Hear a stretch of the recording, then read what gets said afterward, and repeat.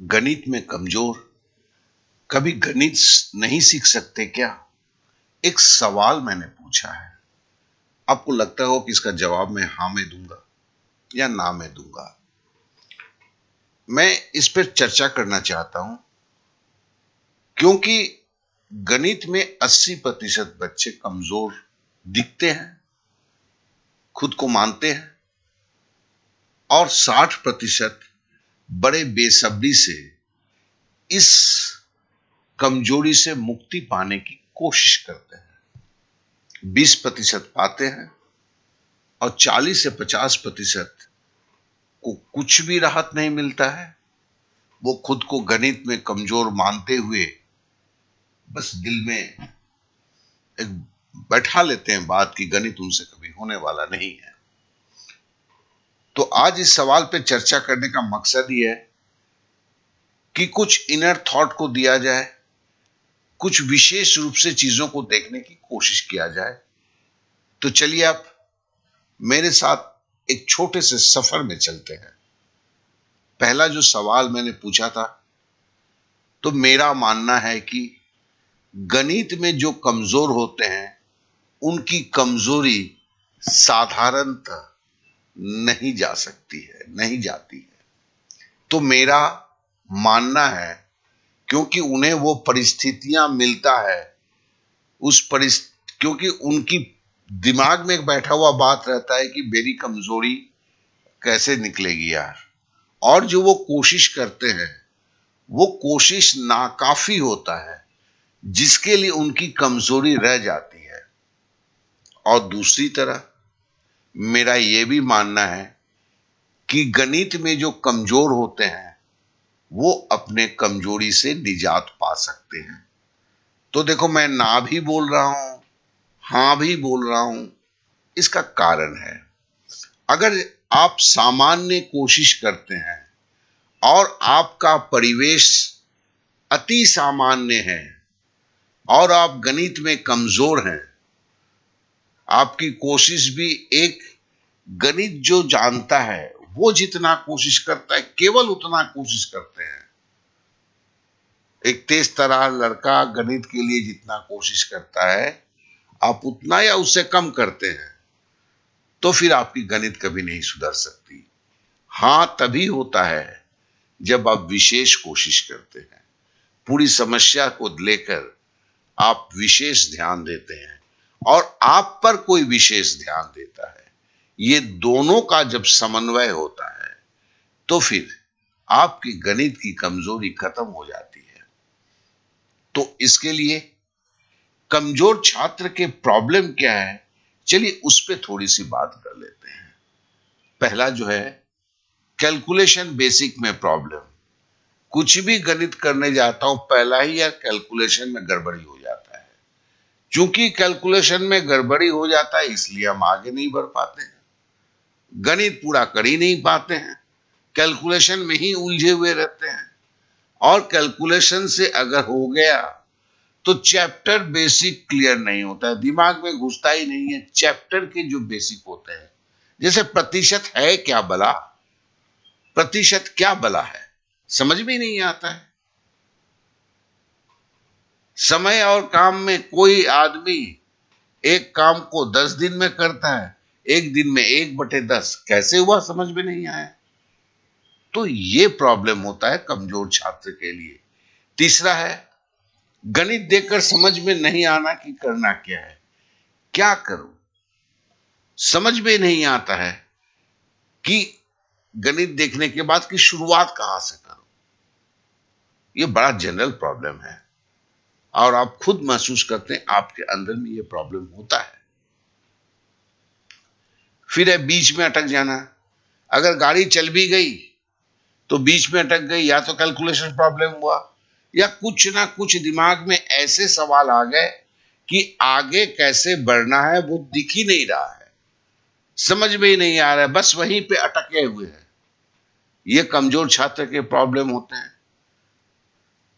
Calculation करने में बेवजह बहुत ज्यादा समय लेना, बड़ी धीरे गति से गणित करना, रुक रुक के गणित करना, ये कमजोर छात्र के प्रॉब्लम है। और सबसे बड़ी बात क्या है, गणित करते समय हर वक्त गलती करने का डर होना। दिमाग में बैठा ही हुआ है कि मैं गलती तो करूंगा ही, उसके चलते गलती तो होता ही है। तो ये कमजोर जो गणित में होते हैं, उनका ये प्रॉब्लम है। मैं इसको सामने क्यों रख रहा हूं, क्या है कि जो भी गणित के कमजोर छात्र है वो तो जानते हैं कि बाबा ये सब बोलने की जरूरत क्या है, ये तो हमें पता ही है। अब काम की बात करो ना। काम की बात दोस्त क्या है, कमजोर छात्र के गणित सीखने की कोशिश साधारणतः फेल क्यों हो जाता है। जी हां, गणित में जो कमजोर है, मुझे कोई भी, मैं ये मानने को तैयार नहीं, गणित में जो कमजोर होते हैं 80% छात्र उस कमजोरी से बाहर निकलने की कोशिश करते हैं, लेकिन मैक्सिमम फेल हो जाते हैं। फिर से दोहराता हूं, कमजोर छात्र ऐसा नहीं है जो उसके पिता माता पिता बोलते हैं कि वो कमजोरी से बाहर निकलने की कोशिश नहीं करता है। वो कोशिश करता है, लेकिन उसकी कोशिश सफल नहीं हो पाता है। उसके बहुत तेरे कारण हैं, लेकिन मैं एक बात बता सकता हूं कि मेन कारण फेल होने का यही है, क्योंकि कोई हाथ पकड़कर नहीं सिखाता है। जब आप कमजोरी से बाहर निकल की कोशिश करते हैं ना, तो पहला 15 दिन जो होता है ना, चूंकि अब पहला 15 दिन में उस वक्त अगर सक्सेस मिल जाता है, तो फिर आप कमजोरी को तोड़ के बाहर निकल जाते हैं। तो ये पहला 15 दिन बड़ा बेशकीमती होता है। आपको लगता है कि आपके सामने कोई बैठ के आपको जब भी थोड़ी सी प्रॉब्लम हो, वो आपको सहायता कर दे।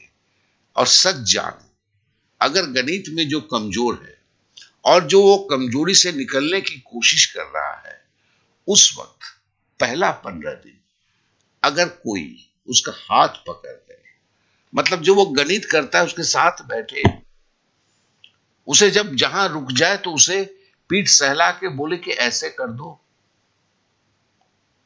तो ये जो बार बार का डर जो है, अंदर का डर झिझक, वो खत्म होने लगता है।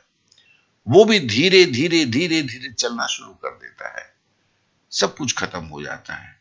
लेकिन ये परिवेश बनता ही नहीं है, ये एटमॉस्फेयर बनता ही नहीं है। टीचर बड़े बेदर्दी होते हैं, गालियां देने लगते हैं, चिल्लाने लगते हैं। वो 15 दिन तो मिलता ही नहीं है उस छात्रों को, जिससे वो अपनी प्रॉब्लम से दूर निकल सके। मैंने एक ऑनलाइन फ्री सेमिनार का आ, मैं करना चाह रहा हूं, जिसमें मैं ज्यादा नहीं बोलूंगा, मैं आपसे चर्चा करना चाहता हूं। एक ऐसा सेमिनार जिस सेमिनार में हम एक दूसरे से आपस में चर्चा कर सकें कि आपकी कमजोरी को लेके, और वहां पे सारे कमजोर स्टूडेंट ही होंगे, क्योंकि ये हमारी दुनिया होगी। हम चर्चा करेंगे, हम इस कमजोरी से निकलने की बातों को लेके आपस में चर्चा करेंगे। कैसे किया जा सकता है, कैसे हो सकता है, ठीक है ना।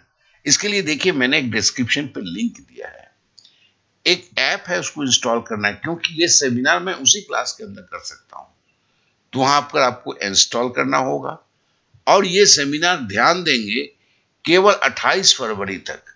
आज 20 फरवरी है। अगले 8 दिन में 4 इस तरह के सेमिनार होंगे।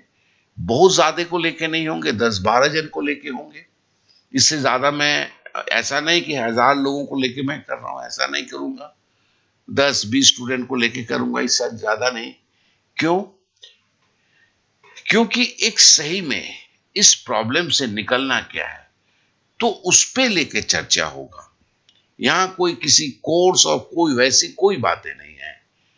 एक तहे दिल से मेरी इच्छा है कि आप मुझसे पूछें, आप अपने बारे में बताएं, अपनी कमजोरी के बारे में बताएं, आप मुझसे जाने, क्योंकि कमजोरी से निकलना क्या है, करना क्या है।